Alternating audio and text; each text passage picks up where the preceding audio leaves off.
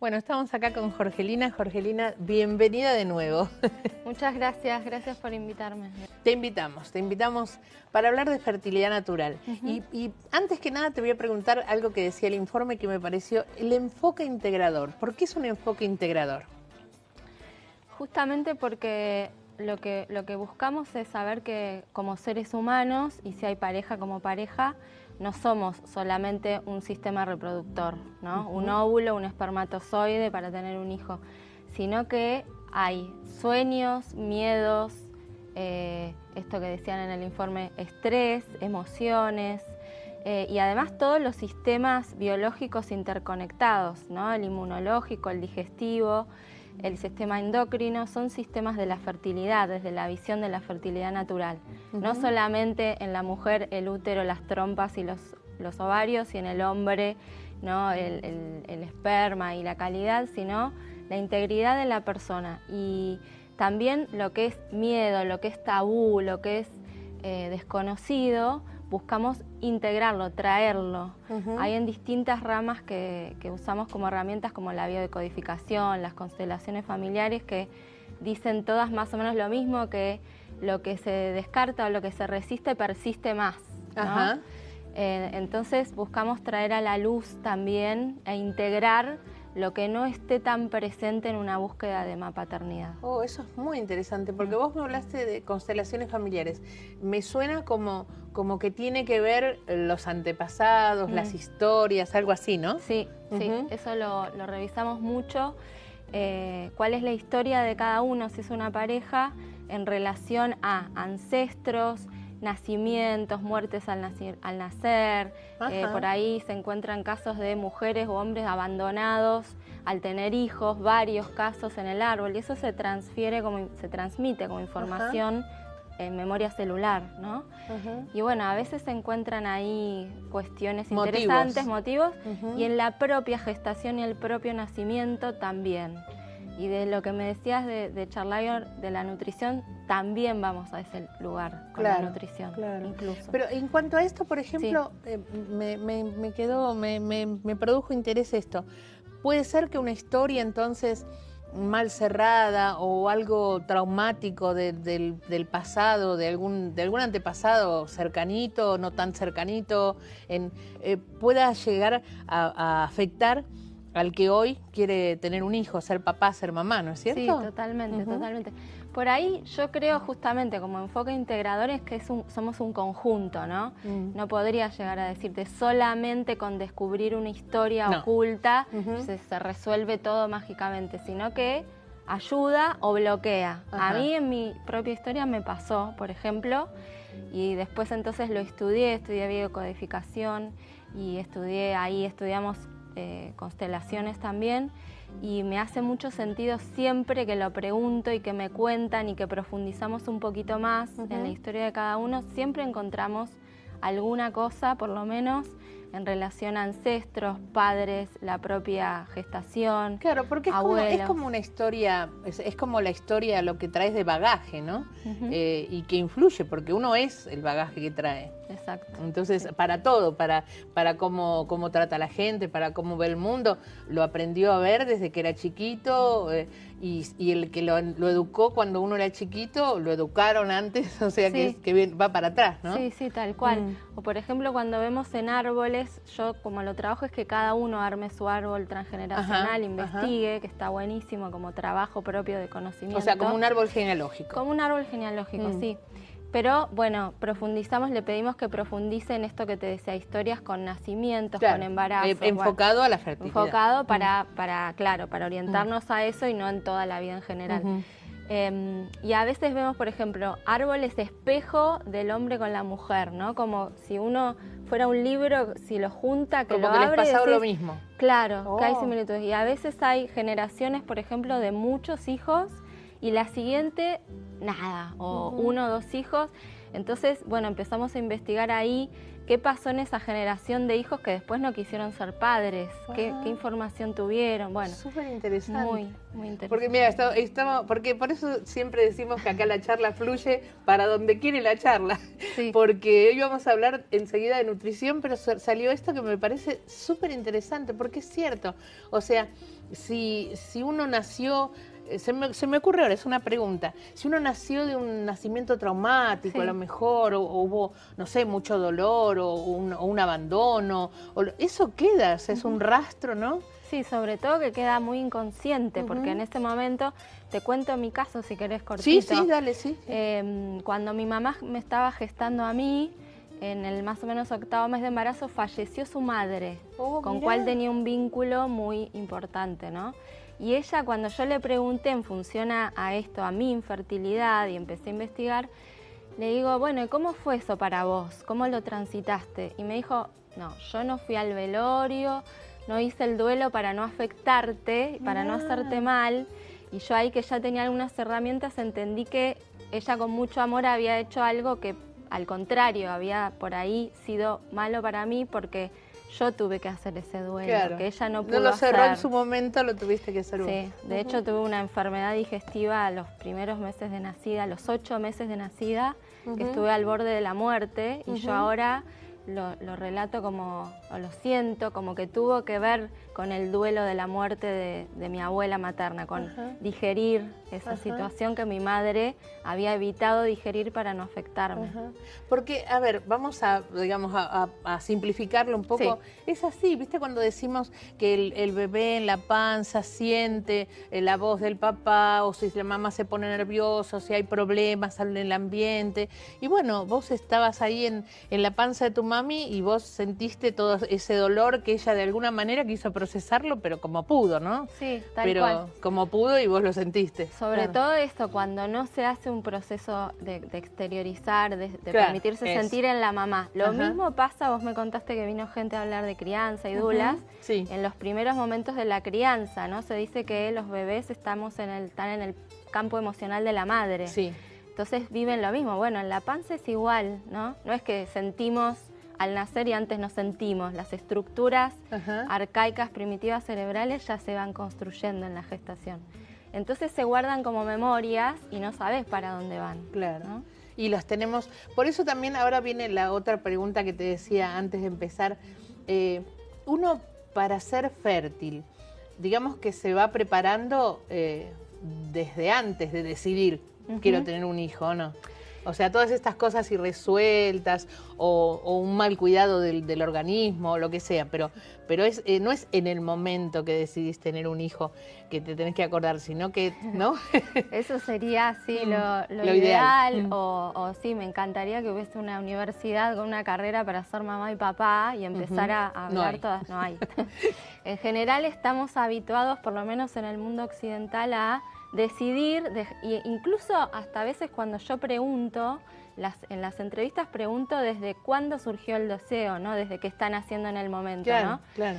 Y a veces hay parejas que ni se ponen de acuerdo en cómo decidieron, ¿no? Entonces, no, vos te dejaste de cuidar y después me dijiste, ¿viste? Como que a veces ni siquiera hay una decisión tan consciente. Imagínate que la mayoría de las veces no hacemos una preparación previa. No. Desde nuestro organismo, desde nuestras emociones, desde ni cuidamos así la maquinaria que sería el organismo. Yo para eso, para la toma de conciencia, y me voy orientando a lo que me decías de nutrición, les paso un libro que encontré siendo mamá, que se llama Alimentación Sana para Bebés, hecho por una médica, que me sorprendí porque el primer capítulo es la alimentación en la preconcepción. Y está hablando de alimentación para bebés, pero dice, no se empieza a alimentar a los hijos cuando le das la primera comida.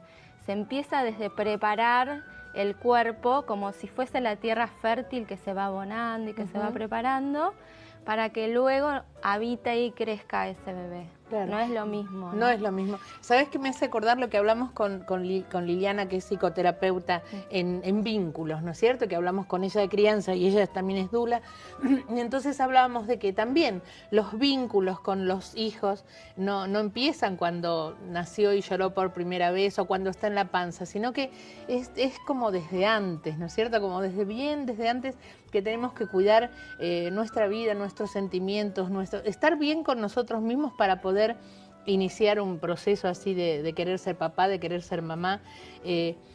Una pregunta que se me ocurrió también con lo que estábamos hablando ¿es lo mismo una mujer que siempre desde chiquita, viste, cuando las nenas que dicen, yo quiero tener muchos hijitos, viste que a veces las nenas te dicen, que una que mentalmente no se relacionó con eso y se dedicó a su carrera profesional o se dedicó a crecer, digamos, en otros aspectos y de pronto dice, bueno, voy a ser mamá. Es lo mismo esa preparación mental, ¿no es cierto? O del deseo, como vos decías, de una que de otra.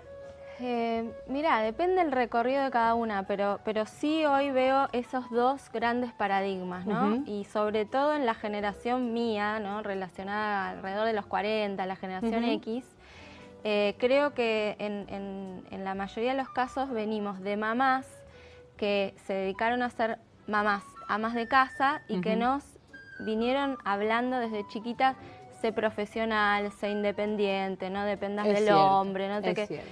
Y eso, tener una carrera, sí. Eso al momento de querer ser mamá, decir, bueno, ¿y ahora qué hago? Porque sí, yo construí esto de ser independiente y ¿cómo meto la maternidad ahí? A mí me pasó, me sentí polarizada entre mi vida profesional, que yo te conté que cuando quedé embarazada trabajaba en un banco de licenciada en administración, entre mi vida profesional, que era de muchas horas afuera, cero conexión con el sentir del cuerpo, con cocinar, para mí era una pérdida de tiempo, ¿no? Todo eso, me polaricé y digo, ¿y ahora cómo soy mamá? ¿De esta manera o como fue mi madre? Me sentía entre dos extremos y ninguno me entusiasmaba. Eso lo veo un montón. En la generación de alrededor de 40 años. 40, 30 y pico en adelante, ¿no? Lo veo mucho. Más difícil ahora encontrarme en esa generación con mujeres que desde chiquitas hayamos deseado tener muchos hijos. Por esto que te digo, ¿no? Claro, porque son épocas, viste que hay épocas. Por ejemplo, qué sé yo, se me ocurre como la época que aparecieron todos los psicólogos y empezaron a decir, al niño no se lo castiga, al niño no se lo limita, al niño... Y toda esa época de esa gente que nació en esa época tiene complicaciones por lo que decían de los psicólogos de moda. Y en esto también, o sea, si vos, el mandato familiar o el mandato social a veces es la mujer tiene que primero dedicarse a su carrera o no depender del hombre o todas esas cosas y bueno, la cabeza se te pone, como vos dijiste, o sea, vos vas programada para un lado y después ¿qué pasa? Sí. Sí, de hecho, hablando en generaciones, esto que decíamos, yo soy parte de la generación X y la anterior se llama Baby Boomers, que es una de las características es de haber buscado tener muchos hijos, ¿no? Poblado como el mundo. Entonces, o casualidad que viene después una generación donde esto... De nada. Cero. No te diría nada, porque eso ya es las más jóvenes, pero la nuestra nos fuimos más a la independencia de la mujer, ¿no? Y ahí el rol que tenemos que activar y trabajar muchas veces desde la conexión con el útero, con el ciclo, con la nutrición, ¿no? De conectar con lo femenino, con lo nutricio, con la maternidad, a veces queda un poquito rezagado. Claro, porque es como que, como vos decís, la palabra exacta, te desconectás de eso. O sea, sos de otra, tu cuerpo tiene presentes más bien otras funciones que esas. ¿Y qué me decías? ¿Las jóvenes qué? ¿Qué pasa con la generación de las mamás jóvenes? Y tengo algunas chicas y parejas que son millennials, ¿no? Se llaman los menos de 35 años o menos. Tienen otro chip ya en la vivencia de la sexualidad, por ejemplo, ¿no? La fertilidad está muy vinculada a la sexualidad y nosotras todavía venimos, mi generación, de mucha represión. Cuando hablamos en fertilidad natural de sexualidad fértil, y yo le digo, bueno, la maternidad y la sexualidad no están desconectadas, el placer, como que, viste, primero me miran así, ¿no? Maternidad es sacrificios, es laburo, dolor, cuidar, sacrificio, dolor. sí. Ya, por ejemplo, esta nueva generación tiene otro vínculo con la sexualidad y también con el crecimiento y con la independencia ya están en otra fase, como que va todo más lento todavía. Entonces, esto que hablábamos al principio, que decían en el informe, mejor dicho, que si no hacemos algo por conectar y reconectar con la fertilidad desde lo natural, más adelante sí o sí vamos a tener que ir. Es cierto. Es horrible. Bueno, es horrible, sí, no quiero ni pensar una cosa así. Sí, si no empezamos a actualizar lo que pasa con la edad y la fertilidad, la nutrición en la fertilidad, las generaciones futuras, más jóvenes, no futuras, más jóvenes, cuando se encuentren con este deseo, todavía se lo van a encontrar más grandes, creo, ¿no? Ajá. Y digo, bueno, en este momento ya es un laburo, un trabajo mucho más arduo, de reconexión, de ir para atrás. Entonces está buenísimo esto, como vos decías, que mi deseo es que cada vez crezca más, que más personas empiecen a preguntarse, bueno, a ver, ¿qué me pasa a mí con la maternidad, la paternidad? Claro. ¿Cómo lo siento? ¿Cómo me empiezo a vincular por más que en este momento no esté buscando embarazo? Aunque no lo esté buscando, ¿cómo me relaciono yo? Sí. Porque es importantísimo, porque yo creo que es como que tiene que tener un lugar en tu cabeza, un lugar en tu alma, un lugar en todos lados. Y si vos estás dedicada a tu crecimiento profesional o a lo que sea, pero ni siquiera pensás en eso, y bueno, cuando te agarra de repente, no es de repente, es toda una preparación. Sí, tal cual, parece de repente, pero no. Y ahí me vino a la cabeza algo que está muy de moda, que en mi opinión subjetiva es un poco... no me agrada tanto, que es hay spots publicitarios y empresas que están ofreciendo como beneficio a las mujeres la criopreservación de óvulos. Como eso sí. Y además con una información que es un poco tendenciosa, porque dice, no frises tu carrera, frisa tus óvulos y preserva tu fertilidad para cuando quieras, y no es tan eficaz, ¿no? No, y a mí personalmente tampoco. Pero eso está no sé muy qué pasa en boga con ustedes que están escuchándolo, sí. pero me parece como antinatural, me parece como forzado, me parece... vamos a ir a una pausa, vamos a dejarlos pensando en esto que nos acaba de decir Jorgelina, que es bastante polémico. Ya volvemos.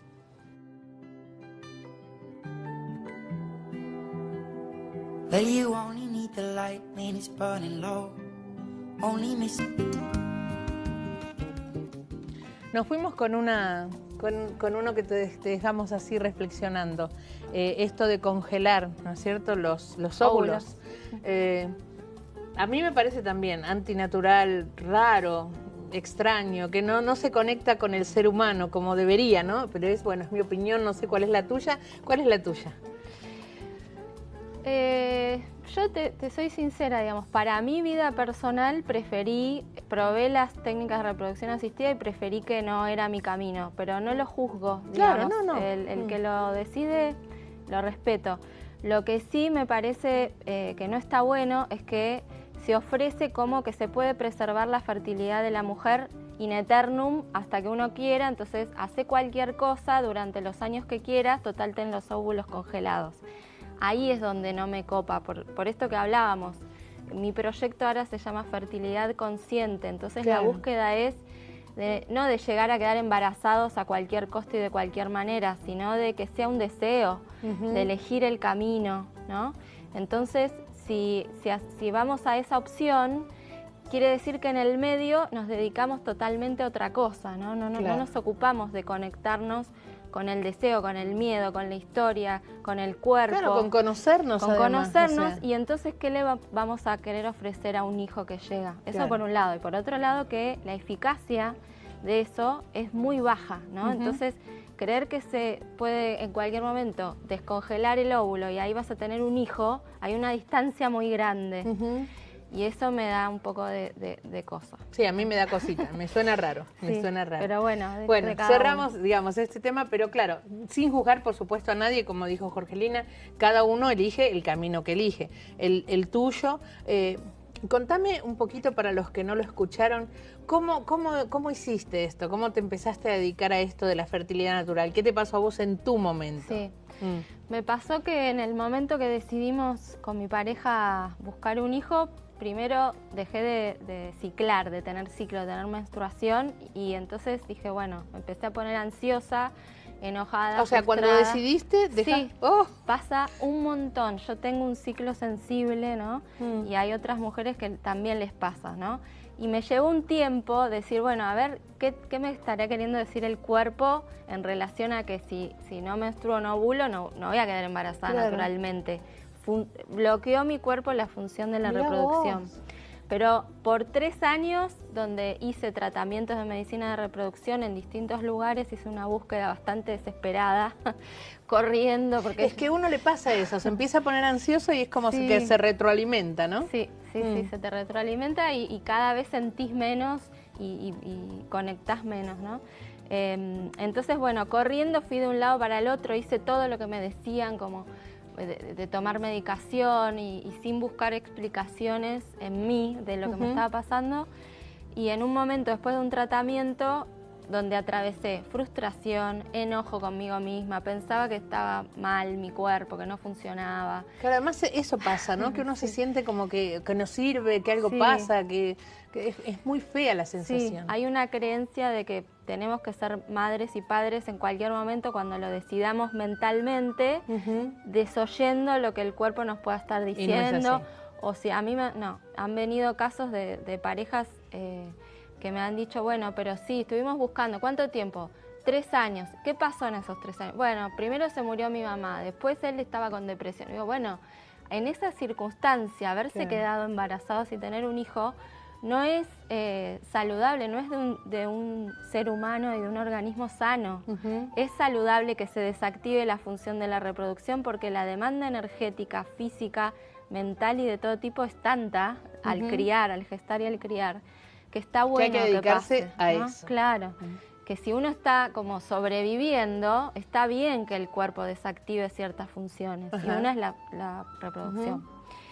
Entonces, bueno, a mí me pasó eso. Después de un tratamiento que no funcionó, decidí hacer una pausa porque dije, estoy haciendo esto en una condición espantosa, no quiero llegar así.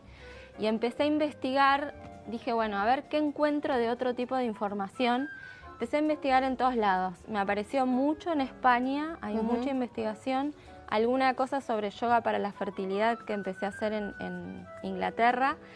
Y empecé a investigar primero sobre la empezaste a nutrición, a juntar y hacerlo para mí, Mm. ¿no? Esto. Y después, esto que te decía, estuve un periodo mucho más corto en esa búsqueda y en esa conexión conmigo y con mi historia, con mi cuerpo, con mi alimentación, ¿no? Un montón de cosas. Y en un momento llegó el embarazo en forma natural, sin pensarlo, sin pensar que ese era el momento, aceptando que estaba haciendo una búsqueda. Pero ya no estabas estresada, ansiosa, No. como aquellas veces de los tratamientos, sino que estabas como conectada con... Sí, estaba sintiendo que tenía que hacer una búsqueda introspectiva y que eso me requería antes mi cuerpo para después habilitarme la posibilidad. Yo digo siempre esto que vos decís, que la ansiedad que tenemos todas las personas y sobre todo las mujeres por el tema del famoso reloj biológico en la búsqueda de la maternidad, no se deshace, no se desarma el mecanismo luchando y enojándose contra él, porque te metes en otro círculo vicioso que es sentirte culpable porque sabes que eso no te hace bien y cada vez estás peor, pero sí derivando la energía a otro tipo de trabajo.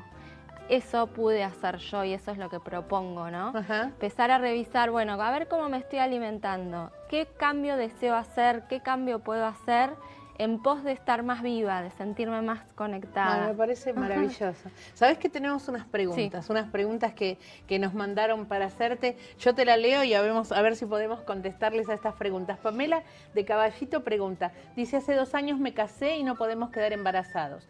Y es nuestro mayor sueño. Yo tengo 40, mi esposo 42. Intentamos de todas las formas y nada. 2 veces quedé embarazada, pero lo perdí en los primeros meses. No sé si es por la ansiedad o por alguna otra cosa, porque los médicos dicen que no tenemos ningún problema. Bueno, sí, ahí hay varias cosas para ir desarmando. Yo trabajo mucho en estos casos con qué palabras usamos para nombrar. Sí. Pero bueno, para no, como sé que hay poquito tiempo, sí, hay cuestiones, todo esto que venimos hablando para Pamela y para cualquier otra persona, la conexión con la propia historia en la gestación, el nacimiento de cada uno de los dos. la memoria transgeneracional, o sea, cuestiones que pueden haber pasado a la mamá, al papá. Cuando nacieron Cuando ellos. nacieron, abortos. En la familia suele haber pérdidas, niños en niveles más arriba transgeneracionales, niños perdidos, muertos al nacer, mujeres abandonadas. Bueno, todo eso vale la pena revisarlo si pasa algo así. Porque los médicos, como dice ella, dicen que no tienen claro, ningún problema. Porque los médicos apuntan a lo que decíamos antes, el sistema reproductor y las hormonas de la fertilidad. Claro, y olvidan el resto. Claro, no están para eso, digámoslo Claro. así, ¿no? Tienen un área de estudio. El que se tiene que integrar es cada uno buscando ayuda, que hoy hay, ahora estamos nosotros. Y ellos pueden comunicarse con Sí, por vos, supuesto. ahora vos no. Porque Para ir a Pamela, otro. realmente te decimos que hay maneras, o sea, le pasó a Jorgelina, le pasa a mucha gente, que a veces uno no se conecta con lo que debe conectarse para que venga la tan soñada fertilidad. Claro, más saber esto para empezar, para resumirle, más allá del sistema reproductor femenino y masculino, las hormonas de la fertilidad, hay un montón de otros aspectos que hacen a la persona, al ser humano y a la búsqueda de la paternidad que se pueden explorar para ver qué llaves se encuentran y cómo ellos se pueden Me encantó conectar. esa palabra llave, me encantó. Vamos a tratar de contestar los tres. Noelia de Merlo dice, ¿algún alimento o alguna dieta en particular hace que uno sea más fértil? Bueno, eso es un recontratema que tendríamos que hacer Otro programa de la nutrición fértil. Porque hoy vamos a hablar de la Sí, nutrición y no bueno, llega. y como acá la cosa fluye para donde quiere, Sí. hablamos de otras cosas. Sí, me cuesta poder decir un alimento, ¿no? O una dieta. No soy partidaria de un alimento o una dieta. Hay alimentos estrella de la fertilidad y los que no.